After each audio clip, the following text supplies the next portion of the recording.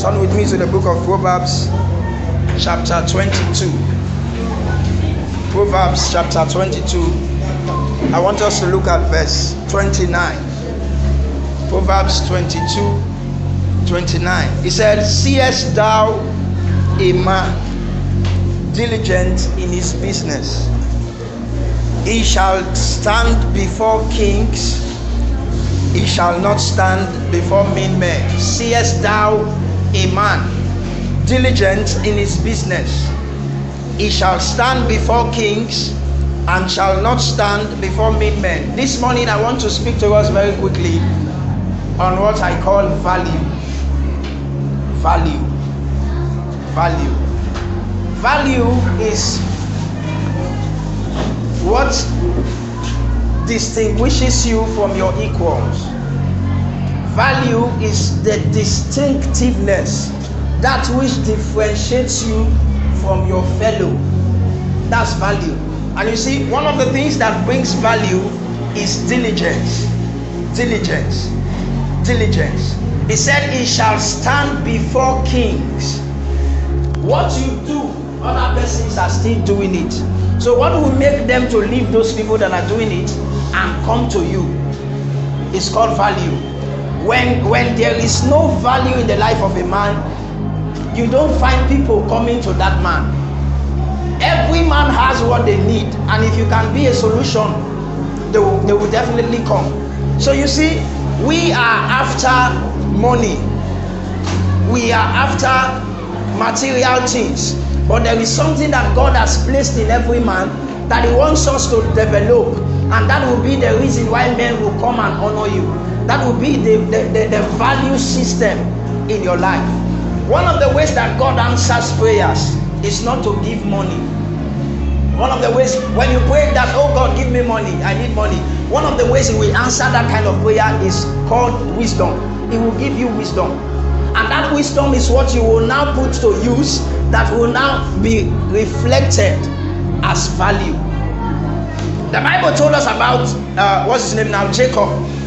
That Jacob served Laban for 14 years, and that's where the Igbo got this ideology of serving under me, and after some time I will settle you and you will start up your business. It's from the Bible. So he served him for 2 sessions. The service is supposed to last for 7 years, but Jacob had to do 14 years, meaning he overserved the man. So his reward was expected to be given to him. But at the end of the day, when it was time for settlement, the Bible said that Laban, whom he was serving, was cunning, and what he did was that whatsoever he wanted to give to Jacob, he took them and he gave it to his sons. So the man was stranded. Then he came after removing what was supposed to be the portion of Jacob. He came and he said, "If you see any ram, any cattle that is speckled, that has lines all over the body, that one will be your own." But you know what the guy did?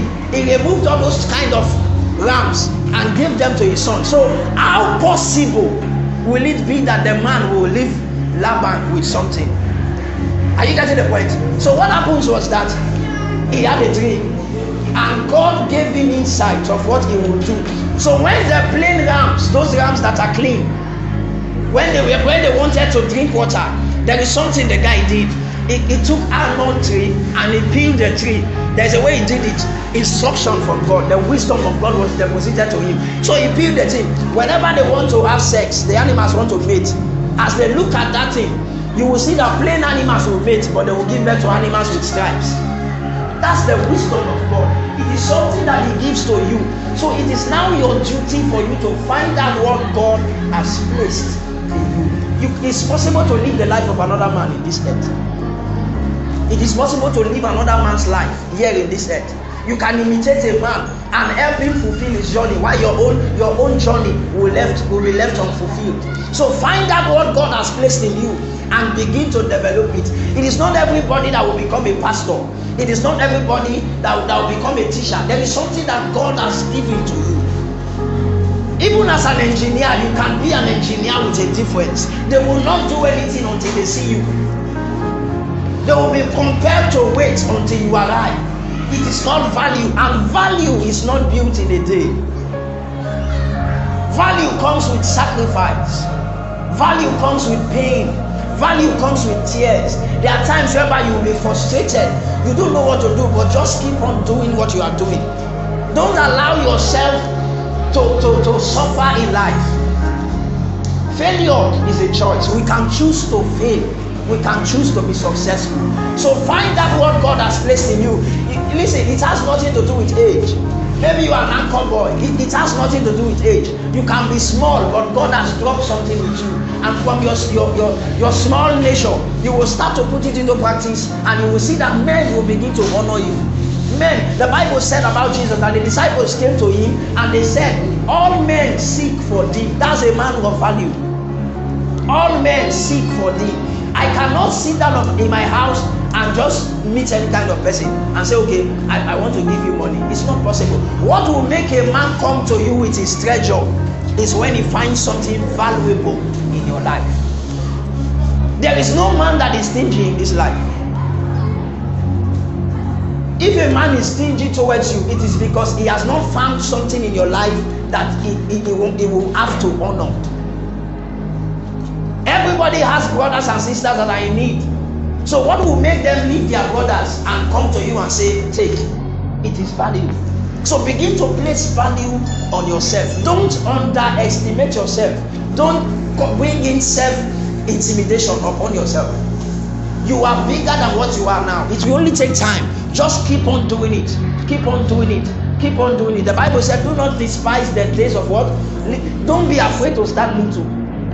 Just that. Find out what God has placed in you. That thing that you can do without stress. It's in the life of every man. Something you can do even if there is no reward.